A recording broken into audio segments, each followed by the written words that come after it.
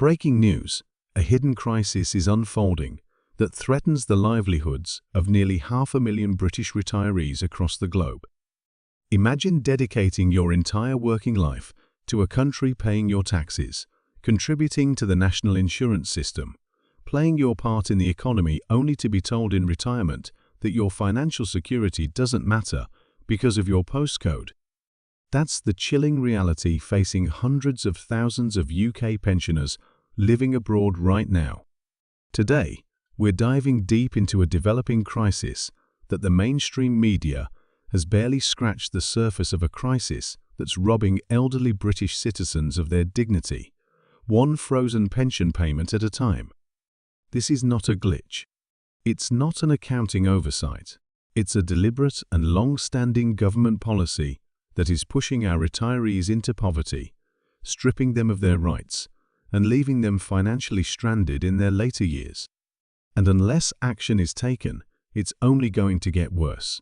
Welcome to Pensioners Power, your trusted source for everything you need to know about pensions, retirement planning, and financial wellness. Here, we cover the latest news, expert insights, and essential updates to help you maximize your retirement years. Whether it's understanding pension schemes, making the most of your savings, or staying informed about financial changes, you're in the right place. If you're new here, don't forget to hit that subscribe button and turn on notifications so you never miss an important update. Now, let's jump right into today's topic. Over 453,000 British pensioners living abroad are currently affected by what is known as the frozen pensions policy.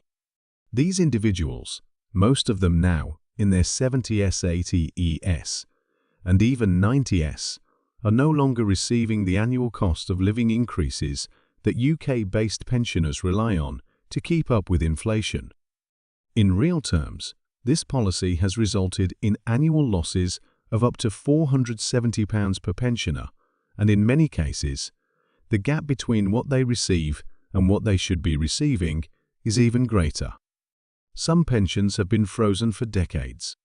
A pensioner who retired to Canada or Australia in 2000 might still be receiving payments based on that year's rates. That's like trying to pay 2025 bills with a salary from 25 years ago. It doesn't work, and it's devastating. Now you might be wondering, why are some pensioners affected while others are not? It all comes down to where you live. If a British retiree moves to a country that has a reciprocal social security agreement with the UK, such as the European Economic Area, the US, or Switzerland, they continue to receive annual upratings to their pension. But if they retire in countries without such agreements like Canada, Australia, New Zealand, South Africa, and many in the Caribbean, their pensions are frozen. And this isn't a small group. Just in Canada alone, there are over 100,000 UK pensioners who are affected.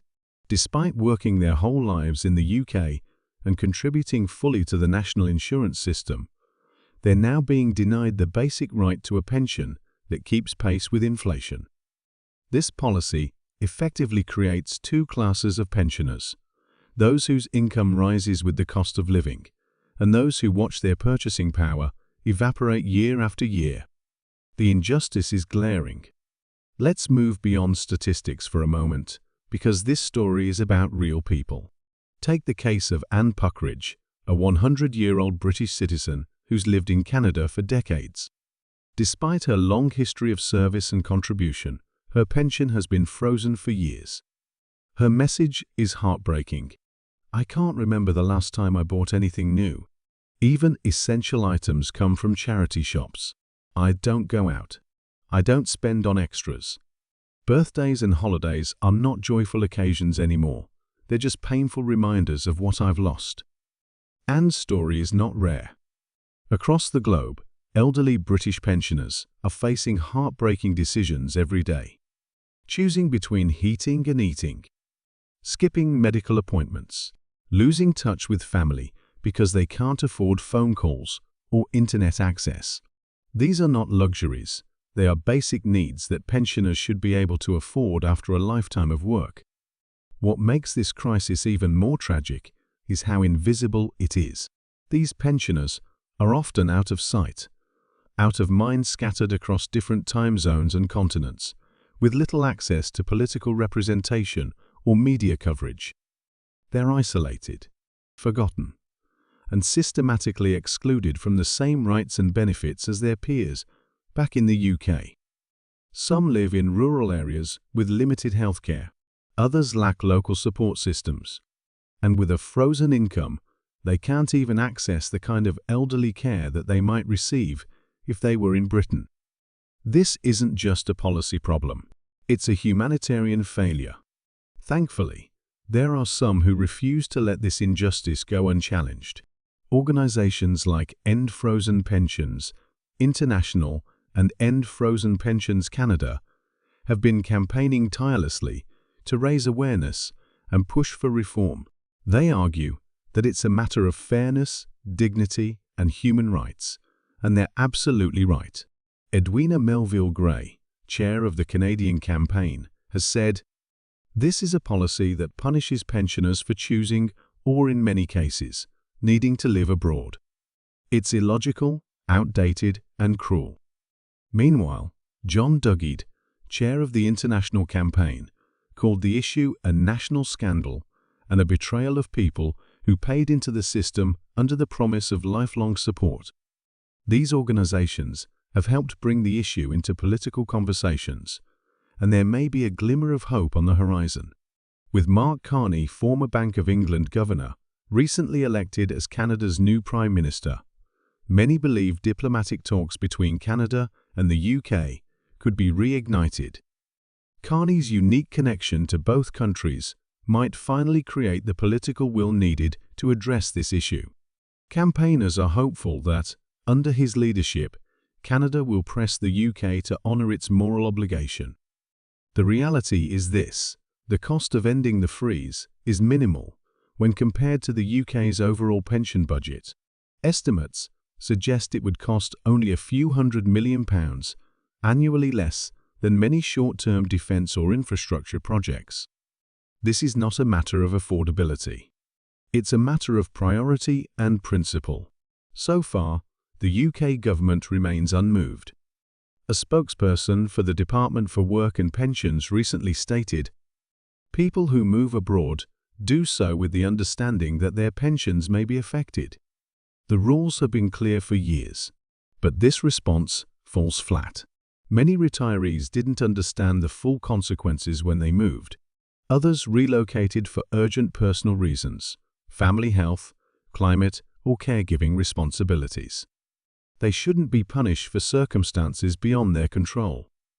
And let's not forget, every single one of these pensioners paid into the system. They earned their pensions. This isn't a benefit, it's a contractual obligation. If the UK continues to uphold this policy, the long-term consequences will be devastating. We will see more elderly British citizens slip into poverty, more retirees forced to depend on foreign welfare systems, and more people like Anne Puckridge suffering in silence. Every winter, fuel prices rise. Food prices climb. Medical costs increase. But their pensions stay the same. This is not just unjust, it's unsustainable. And as the global British diaspora grows, this issue will affect more and more families. Your parents, your grandparents, your neighbors. Thank you for watching Pensioners Power. If you found this video helpful, be sure to give it a thumbs up and share it with others. Stay informed, stay engaged, and we'll see you in the next video with more insights on the issues that affect the UK. Take care, and don't forget to subscribe to my channel for all the latest updates.